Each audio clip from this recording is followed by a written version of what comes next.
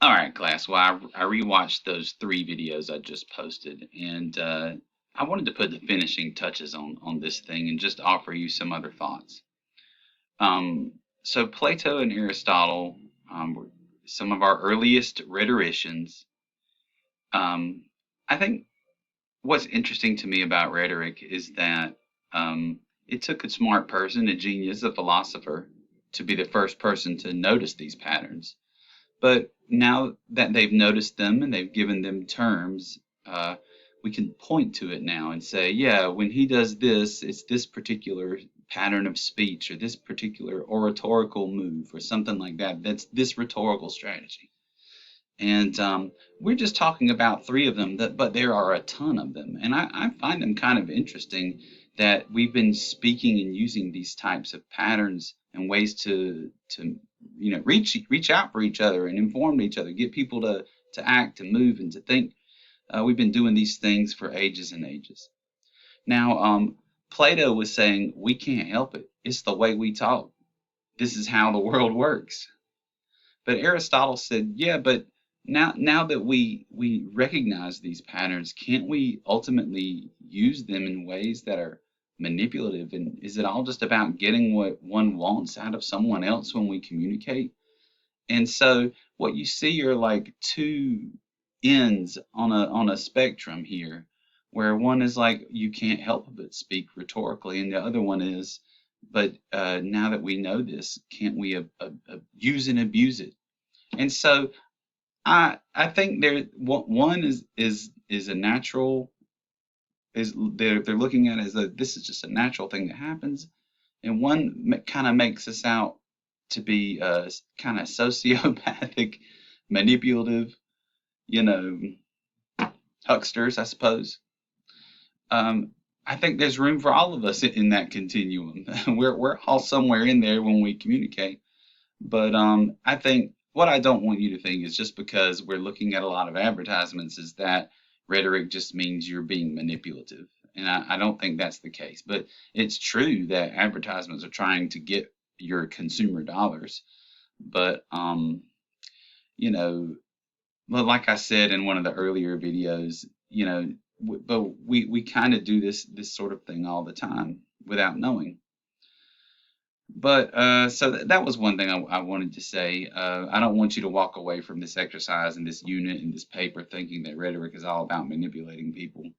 It's really just patterns of communication, how they arrive organically, and how we can learn from those through observation and use them to meet our particular terms. That's really what we're doing this semester.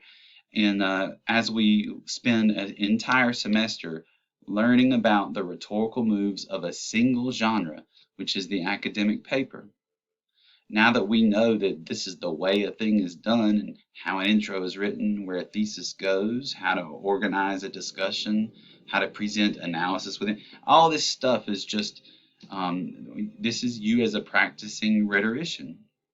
But anyway, I wanted to show you these two ads from a previous election cycle not so long ago. It just says it's a year old. You got to look at these two things. Now, I'm going to show them in this video, but they're also over here. And you can access, these are a lot of the videos. In my face-to-face class, we would kind of look at a lot of these and just talk about rhetorical appeals, mostly with the advertisements. Here's a kind of creepy short film you might be into if you like David Lynch. These film clips and this song, um, those are some texts I have analyzed with classes in the past, but not typically. But I wanted to show you these two politicians ads because they're just so terrible. And in these ads, you can tell one is each going after each other on terms of their ethos. So they're slandering their credibility, meanwhile elevating their own credibility. Um, and let's just take a look at both of them, and you'll see what I'm talking about. I'm Wiley Nickel, and I approve this message. I'm a police chief Hold with up, 40 hold up, years in y'all. law enforcement. Don't. I'm Wiley Nickel. I know we gotta watch this one first. This one came out earlier, And then the next one came out as a response to this one. What do accused child abusers, drug dealers, and rapists have in common? They can call Wiley Nickel. Charged with child pornography? Ring Wiley Nickel. Ever arrested for assaulting your wife or a cop? Call Wiley Nickel for the help you need. Wiley Nickel will represent the worst in society. Don't let him add you to the list. Dang. All right, y'all. So apparently, if you vote for Wiley Nickel, you're just as bad as a child pornographer, abuser, and cop puncher. So please don't do that. Do not vote for Wiley Nickel, okay? So, in other words, I mean, they don't come right. I mean, I guess what they're trying to say here is, well, Wiley Nickel was a lawyer, a defense lawyer, and I don't know if y'all have ever watched Dateline. But dang if them defense lawyers are some slimy people. Let me tell you everything. This is all a defense lawyer does. My client was railroaded. They had it out, the investigators had it out from him from day one. And they never looked in any other direction. They only looked at my guy. Just because there was blood all over his hands, and I don't know. But apparently, this Wiley Nickel is a defense lawyer, and he's just this ad is just coming after him for representing all of these accused people. But now look, like so much fake news and memes and stuff that communicates in shorthand, there's no room for nuance. It's just black and white. But if you take just a second to think this thing through, to scratch through this veneer, you'd realize, no, well, wait a second. Something ain't quite right here. And, in the legal system, don't we argue that people should be innocent until proven guilty? And Miranda rights say everyone has their right to an attorney and a fair trial and all this stuff. And so just because somebody's got to be a defense lawyer, even if they are slime bags, right? No, I don't know. Your dad might be one. I'm so sorry if your dad's a defense lawyer. I guess just be glad you're so rich or something. I don't know. Saying a lot of things here. All right, now here's the y'all. Can I have fun with y'all today? All right, look. Here's the response to that particular ad. So this is from the Wiley Nickel crowd, and it's coming at, now this guy is coming after the politician he was running against for okaying such an ad. I'm Wiley Nickel, and I approve this message. I'm a police chief with 40 years in law enforcement. Don't believe Bo Hines' lies about Wiley Nickel. Wiley is endorsed by law enforcement and is tough on criminals.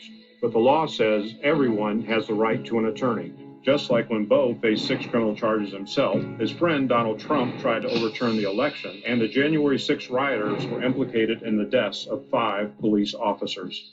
Bo, the way you're headed, you're going to need a lawyer again real soon. Yikes. Isn't this a fun time of year? So in doing all these rhetorical analysis over the year and looking at this stuff with students, I've realized some interesting things about television ads. There's often beats to them. So in a 30-second ad like this one, at the 10 and the 20 mark, it's like changing gears and stuff. This one does it at the 15 and 30. So in the first 15 seconds, this ad is just this cop guy right here who's saying, now hold on guys, I'm a cop. You can trust me. This is an ethos appeal, by the way. And I've got this much, years on the force, and people like me support this guy. And so you can trust this guy because we cops trust this guy. And, we're doing good things, trying to be good citizens and protect the good citizens and so forth. But anyway, this ad starts out kind of nice, and you're like, that's a very fair-minded approach to that particular ad. And then at the 15-second mark, it takes a turn and does its own version of mudslinging. So what is the second half of this ad? They're kind of guilty of the same thing the previous ad was doing, where they're saying, and Bo Hines has had all these legal problems. Let's look at those one more time. Just like when Bo faced 6 criminal charges himself, his friend Donald Trump tried to overturn the election, and the January 6 rioters were implicated in the deaths of 5 police officers. So there's a lot going on right there. Those were 3 kind of accusations right in a row. And they also, and each accusation kind of invites you to make some inferences, or they're implying certain things. At the time when these ads were coming out, I feel like I looked on WRAL or somewhere like that, where they did some fact checking on this thing, and like these 6 criminal charges, something like speeding tickets. I mean, there's some kind of minimal things in there. There might have been 1 or 2 that might make you raise an eyebrow, but some of this stuff was really, really kind of basic. And this thing, endorsed by Trump, well, it's 2024 at my making this video, and there's a lot of people who put that on their chest as a badge of honor. But of course, this thing was closer to the January 6th thing when that was. Anyway, I don't want to get into the weeds with all that or how you feel about that, but this one here shows him standing next to people, and it's like they're kind of implying that he's with these January 6 insurrectionists or rioters or whatever.